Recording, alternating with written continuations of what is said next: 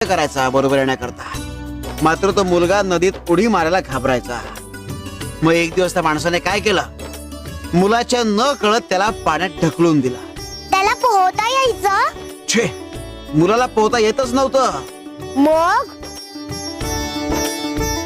तो पाण्यात पडला, हातपाय मारायला लागला. मग आता तो मुलगा बुडणार. त्या क्षणी त्या वडिलांनी त्याला बाहेर काढला. पुन्हा एकदा वडिलांनी मुलाच्या न कळत त्याला पाण्यात ढकलला. आता आम्हाला सांग, ह्या वेळी मुलाने किती वेळ तग धरला असेल? त्याने पुन्हा तेवढाच वेळ तग धरला असेल. त्याने मागच्या वेळेपेक्षा 10 पट जास्त वेळ तग धरला. हे कसं शक्य आहे? कारण त्याला विश्वास होता की तो बुडायला लागला तर त्याचे वडील त्याला